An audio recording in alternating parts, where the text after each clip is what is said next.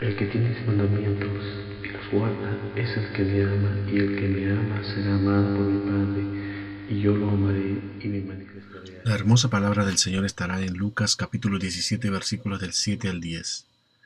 ¿Quién de vosotros teniendo un siervo que ara o apacienta ganado, al volver él del campo luego le dice, pasa, siéntate a la mesa? ¿No le dice más bien, prepárame la cena, cíñete y sírveme hasta que haya comido y bebido, y después de esto come y bebe tú? ¿Acaso da gracias al siervo porque hizo lo que se le había mandado? Pienso que no. Así también vosotros, cuando hayáis hecho todo lo que os ha sido ordenado, decid, siervos inútiles somos, pues lo que debíamos hacer, hicimos. Esta parábola del siervo inútil ha sido otra de las partes de la escritura tradicionalmente mal entendidas, y esto porque no se escudriña, no se estudia y se saca muchas veces del contexto. Se ha explicado que se trata de la humildad del siervo de Dios, que habiendo hecho lo que debían, no deben de jactarse, sino que aún así deben llamarse a sí mismos siervos inútiles, debido a que la gloria es de Dios y ellos no han hecho nada en realidad, sino que son instrumentos de Dios. Y en verdad esto está bien. Si hacemos así, estamos dentro del espíritu de sumisión y de humildad que todo siervo de Dios debe tener. Pero aunque esta regla de conducta esté bien, sin embargo nada tiene que ver con este pasaje, el cual nos enseña sobre otras cosas muy diferentes, como lo veremos. Primero vamos a ver el contexto. A veces pienso que los que pusieron títulos en los pasajes de las escrituras, por querer hacer bien para una tal vez buena comprensión, han limitado o han encajonado los eventos, que hace que muchos que no escudriñen las escrituras se dejan llevar por donde empieza el título de un pasaje y donde termina para empezar en el siguiente. Y esto ha hecho que se pierda el contexto. Para ello, vayamos unos versículos atrás para ver dónde se origina esta conversación. Vamos a Lucas capítulo 17 versículos del 1 al 6. Dijo Jesús a sus discípulos, imposible es que no vengan tropiezos, mas hay de aquel que por quien vienen. Mejor le fuera que se le atase al cuello una piedra de molino y se le arrojase al mar, que hacer tropezar a uno de estos pequeñitos. Mirad por vosotros mismos, si tu hermano pecare contra ti, repréndele, y si se arrepintiere, perdónale. Y si 7 veces al día pecare contra ti, y 7 veces al día volviere a ti diciendo, me arrepiento, perdónale. Dijeron los apóstoles al Señor, aumentanos la fe. Entonces el Señor dijo, si tuvierais fe como un grano de mostaza, podríais decir a este sicómoro, desarráigate y plántate en el mar, y os obedecería. Lo que está diciendo aquí Jesús es que van a haber tropiezos, así que nadie piense que este camino del Evangelio va a ser sin piedras en el camino, pero hay de aquel por quien vengan los tropiezos, y en algunos casos pueden haber caídas de los pequeñitos, aquellos que han llegado al Evangelio y que todavía no han madurado. Hay un proceso que tienen que pasar. En cambio, un discípulo es aquel que va entendiendo lo que quiere su Señor y lo sigue por todas partes. Por eso a sus discípulos les dice, mirad por vosotros mismos, no se fijen en los demás, cada uno de ustedes vean su caminar. Esto muchas veces pasa porque tenemos una naturaleza carnal, siempre el ver al otro antes que a uno mismo, el culpar al otro. Esto viene desde el paraíso. Veamos Génesis capítulo 1 versículos del 11 al 13. Y Dios le dijo, ¿quién te enseñó que estabas desnudo? ¿Has comido del árbol que yo te mandé no comieses? Y el hombre respondió, la mujer que me diste por compañera me dio del árbol, y yo comí. Entonces Jehová Dios dijo a la mujer, ¿qué es lo que has hecho? Y dijo la mujer, la serpiente me engañó y comí. Lo mismo le dijo a Pedro cuando se fijaba en Juan. Veamos Juan capítulo 21 versículos del 20 al 22. Volviéndose Pedro, vio que le seguía el discípulo a quien amaba Jesús, el mismo que en la cena se había recostado al lado de él, y le había dicho, Señor, ¿quién es el que te ha de entregar? Cuando Pedro le vio, dijo a Jesús, Señor, ¿y qué de éste? Jesús le dijo, si quiero que él quede hasta que yo venga, ¿qué a ti? Sígueme tú. Cuando llegamos a las plantas del Señor, Él tiene que comenzar a afinarnos. Ahora, eso está bien para alguien que tenga un poco tiempo en el Evangelio, Pero hay quienes tienen 25, 30 años y más tiempo en los caminos del Señor y son como niños. Inclusive también Jesús reprendió a sus discípulos que ya tenían tiempo con él antes de recibir el Espíritu Santo. Veamos Lucas capítulo 9 versículos del 51 al 55. Cuando se cumplió el tiempo en que él había de ser recibido arriba, afirmó su rostro para ir a Jerusalén, y envió mensajeros delante de él, los cuales fueron y entraron en una aldea de los samaritanos para hacerle preparativos, mas no le recibieron, porque su aspecto era como de ir a Jerusalén. Viendo esto, sus discípulos Jacobo y Juan dijeron: Señor, ¿quieres que mandemos que descienda fuego del cielo, como hizo Elías, y los consuma? Entonces, volviéndose él, les reprendió diciendo: Vosotros no sabéis de qué espíritu sois, porque el Hijo del Hombre no ha venido para perder las almas de los hombres, sino para salvarlas. Y se fueron a otra aldea.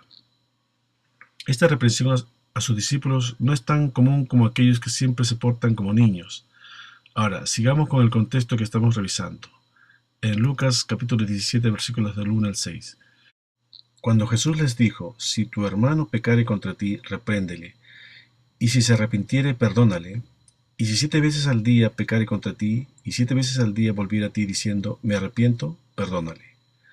Los apóstoles les dijeron: Aumentanos la fe, porque perdonar muchas veces sabía que iba a ser duro, y que requerían de mucha fe. Y Jesús les dice, y lo voy a decir parafraseando: si ustedes practicaran la fe, si crecieran como un grano de mostaza, esto sería factible. Y aquí es donde se encuentra nuestro texto base que vamos a tocar hoy. Empezamos entonces en Lucas capítulo 17 versículo 7. ¿Quién de vosotros, teniendo un siervo que ara o apacienta ganado, al volver él del campo luego le dice: pasa, siéntate a la mesa? Aquí tenemos que ver el significado espiritual, que ara o apacienta ganado. Es decir, que está arando en su corazón o en el de otro si tiene un ministerio, que se está arrepintiendo o que se está proclamando arrepentimiento a otros. El que está rompiendo los terrones de la tierra, esto es el quebrantamiento, la aflicción en la vida de un verdadero cristiano. Debe ser necesario para luego sembrar, y será beneficio en nuestra vida. Dice Isaías capítulo 28 versículos del 24 al 29. El que ara para sembrar, ¿arará todo el día? ¿Romperá y quebrará los terrones de la tierra? Cuando ha igualado su superficie, no derrama el eneldo, siembra el comino, pone el trigo en hileras y la cebada en el lugar señalado y la avena en su borde apropiado, porque su Dios le instruye y le enseña lo recto, que el eneldo no se trille con trillo, ni sobre el comino se pasa rueda de carreta, sino que con un palo se sacude el eneldo y el comino con una vara. El grano se trilla, pero no lo trillará para siempre, ni lo comprime con la rueda de su carreta, ni lo quebranta con los dientes de su trillo. También esto salió de Jehová de los ejércitos, para hacer maravilloso el consejo y engrandecer la sabiduría. Lo que debemos entender es que en los inicios del Evangelio, nosotros como siervos, y sobre todo como siervos mayores, el que quiere servir, no debemos esperar descansar y sentirnos cómodos, porque un siervo, recordemos que en el original significa esclavo, debe esperar trabajar y trabajar duro, desde temprano en la mañana hasta entrar a la noche, porque nadie es comprado como esclavo esperando que todo le sea fácil. Hoy en día hay muchos que aran, pero en las espaldas de los jóvenes, espiritualmente hablando. Son siervos que golpean antes que enseñan, no dan el alimento espiritual. Dice Salmos capítulo 129 versículos del 1 al 8. Muchos me han angustiado desde mi juventud, puede decir ahora Israel. Muchos me han angustiado desde mi juventud, mas no prevalecieron contra mí. Sobre mis espaldas araron los aradores, hicieron largos surcos. Jehová es justo, cortó las cuyundas de los impíos. Serán avergonzados y vuelto atrás todos los que aborrecen a Sión. Serán como la hierba de los tejados, que se seca antes que crezca, de la cual no llenó el segador su mano, ni sus brazos el que hace gavillas. Ni dijeron los que pasaban: bendición de Jehová sea sobre vosotros. Os bendecimos en el nombre de Jehová. Lo mismo para el que apacienta ganado en el campo, en el mundo. Dice Mateo capítulo 13, versículo 38. El campo es el mundo. Y apacentar es dar el alimento espiritual. Entonces, volviendo al versículo 7 de nuestro texto principal, Jesús está diciendo, si tienes un siervo que ara o apacienta ganado en el campo, luego cuando viene no le vas a decir siéntate a la mesa. Versículo 8. No le dice más bien prepárame la cena, cíñete y sírveme hasta que haya comido y bebido, y después de esto come y bebe tú. Como sabemos, la cena es la comida principal que se toma generalmente por la noche, y en este caso luego de un gran día de trabajo. Y la palabra cíñete es lo que nosotros conocemos como ponerse una faja para hacer un esfuerzo adicional, como las personas que trabajan cargando o moviendo grandes pesos que deben fajarse. Ahora bien, servir hasta que haya comido el amo, esto sí que va a ser difícil. Jesús nos conoce bien, como dice el dicho, Él sabe de qué pata cojeamos. Conoce lo más íntimo de nuestro corazón y eso será duro, pero no difícil, como lo que le ocurrió al joven rico en la parábola del mismo nombre. Él había guardado los mandamientos, según él, pero fue diferente cuando Jesús le ordenó lo que debía hacer. Veamos Lucas capítulo 18, versículos del 18 al 22. Un hombre principal le preguntó diciendo, Maestro bueno, ¿qué haré para heredar la vida eterna? Jesús le dijo, ¿por qué me llamas bueno? Ninguno es bueno sino solo Dios. Los mandamientos sabes, no adulterarás, no matarás, no hurtarás, no dirás falso testimonio, honra a tu padre y tu madre. Él dijo, todo esto lo he guardado desde mi juventud. Jesús oyendo esto le dijo, aún te falta una cosa, vende todo lo que tienes y dalo a los pobres, y tendrás tesoros en el cielo, y ven y sígueme. Entonces él oyendo esto se puso muy triste porque era muy rico. Es decir, Jesús tiene que hacer la voluntad en nosotros. Dice Juan capítulo 4 versículos 34. Jesús les dijo, mi comida es que haga la voluntad del que me envió y que acabe su obra. Versículo 9 de nuestro texto principal. ¿Acaso das gracias al siervo porque hizo lo que se le había mandado? Pienso que no. Versículo 10. Así también vosotros, cuando hayáis hecho todo lo que os ha sido ordenado, decid, siervos inútiles somos, porque lo que debíamos hacer hicimos. Es decir, es diferente guardar ordenanzas por nuestra propia voluntad que por la voluntad de otro. Es la diferencia entre un siervo inútil y uno útil, porque nuestros caminos son bajos. Dice Isaías capítulo 55 versículos del 8 al 9. Porque mis pensamientos no son vuestros pensamientos, ni vuestros caminos mis caminos, dijo Jehová. Como son más altos los cielos que la tierra, así son mis caminos más altos que vuestros caminos, y mis pensamientos más que vuestros pensamientos. La palabra inútil viene del original ageiros, Strong 888, que quiere decir no meritorio o sin mérito. ¿Y mérito para qué? Para recibir la vida eterna. La vida eterna no se trata de hacer cosas, sino de conocer al Padre y al Hijo. Dice Juan capítulo 17, versículo 3. Y esta es la vida eterna, que te conozcan a ti, el único Dios verdadero, y a Jesucristo a quien has enviado. Eso es lo principal. Por eso Jesucristo dirá a los que solo hicieron y no lo conocieron, apartados de mí, hacedores de maldad. Dice Mateo capítulo 7, versículos del 21 al 23. No todo el que me dice Señor, Señor entrará en el reino de los cielos, sino el que hace la voluntad de mi Padre, que está en los cielos. Muchos me dirán en aquel día, Señor, Señor, ¿no profetizamos en tu nombre, y en tu nombre echamos fuera demonios, y en tu nombre hicimos muchos milagros? Y entonces les declararé, nunca os conocí, apartados de mí, hacedores de maldad. Primero es ser para hacer. De eso se trata la parábola del vino nuevo en odres nuevos. Ahora, aquí vemos que Jesús no les dice inútiles, sino que dice que cuando hayáis hecho todo lo que os ha sido ordenado, decid, siervos inútiles somos, pues lo que debíamos hacer hicimos. Es decir, este siervo de esta parábola sirve a su Señor y recibe órdenes de cada cosa que tiene que hacer, inclusive de cuándo tiene que comer. Cada paso es una orden, cada tarea debe ser encomendada. Esto es debido a que el siervo, aunque sabe lo que tiene que hacer, no está identificado con su Señor. Lo hace porque es un siervo, y normalmente los siervos trabajan o hacen sus labores con desgano, pues no se complacen en ella debido a que no es su voluntad, sino que son sus deberes y obligaciones que se le han impuesto. Este es un siervo sin mérito. Pero el siervo útil conoce a su señor y sabe en qué debe andar. Dice Proverbios capítulo 22, versículo 29. ¿Has visto hombre solícito en su trabajo? Delante de los reyes estará, no estará delante de los de baja condición. Pero veamos quiénes son estos quienes son solícitos en su trabajo. Volvamos al mismo Proverbios, pero unos versículos atrás, en Proverbios capítulo 22, versículos del 17 al 28. Inclina tu oído y oye las palabras de los sabios, y aplica tu corazón a mi sabiduría, porque es cosa deliciosa, si la guardares dentro de ti, si juntamente se afirmaren sobre tus labios, para que tu confianza sea en Jehová. Te las he hecho saber hoy a ti también.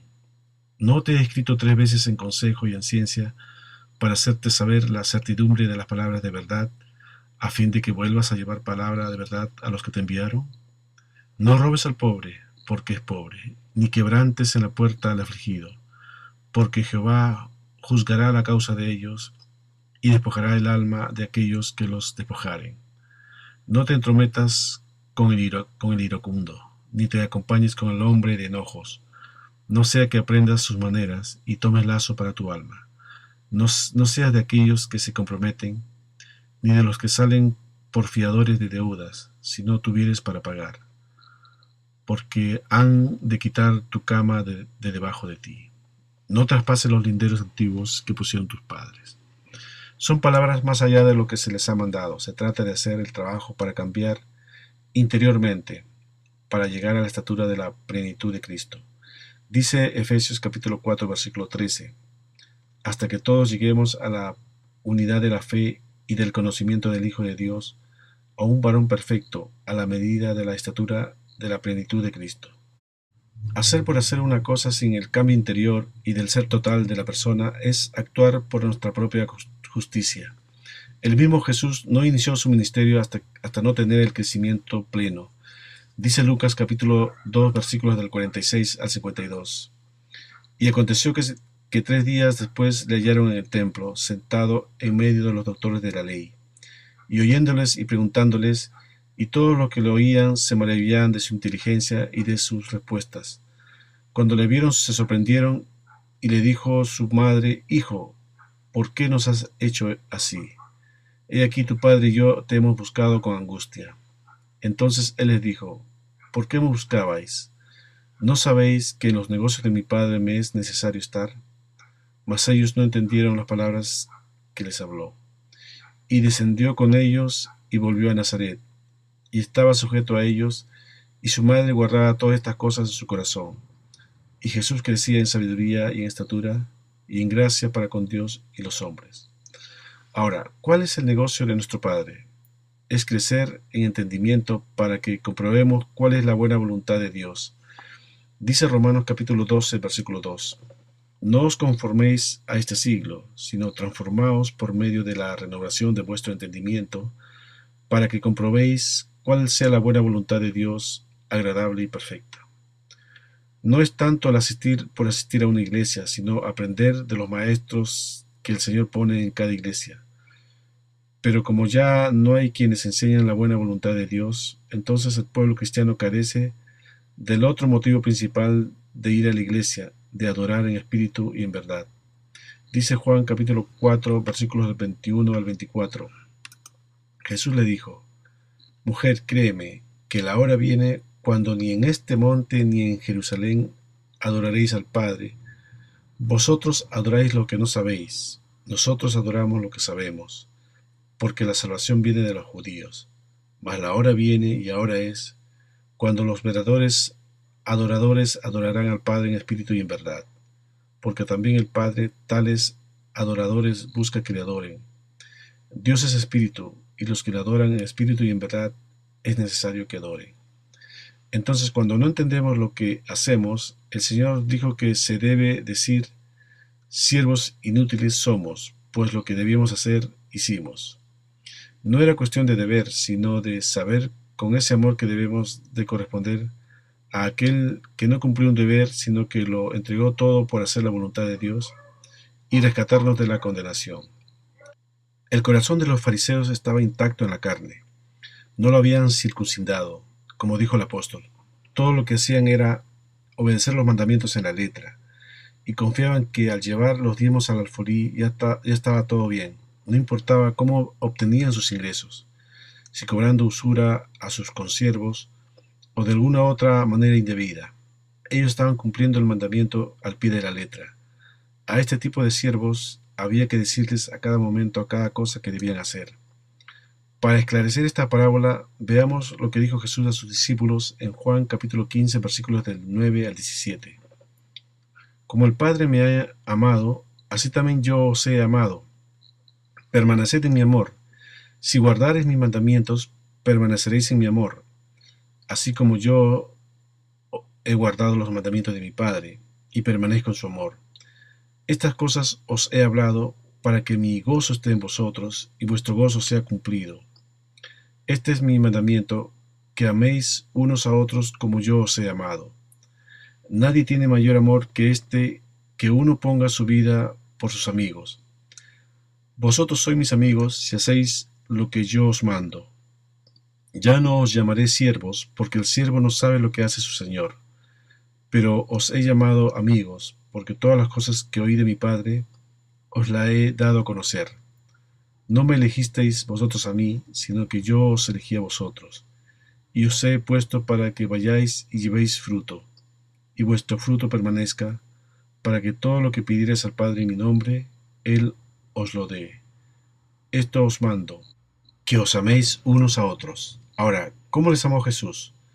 Porque hasta ese momento Él no había sido crucificado. Los amó alimentando y proveyendo.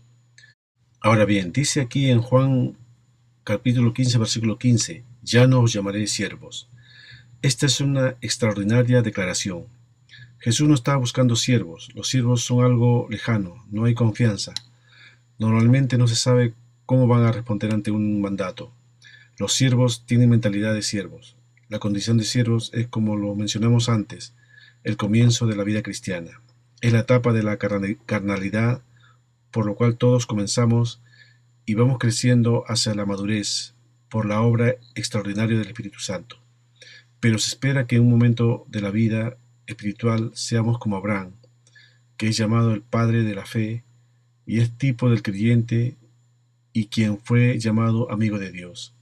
Y es la misma palabra que nos declara lo que espera el Señor de nosotros, además de hacernos hijos.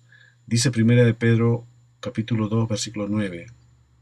Mas vosotros sois linaje escogido, real sacerdocio, nación santa, pueblo adquirido por Dios, para que anunciéis las virtudes de aquel que os llamó de las tinieblas a su luz admirable.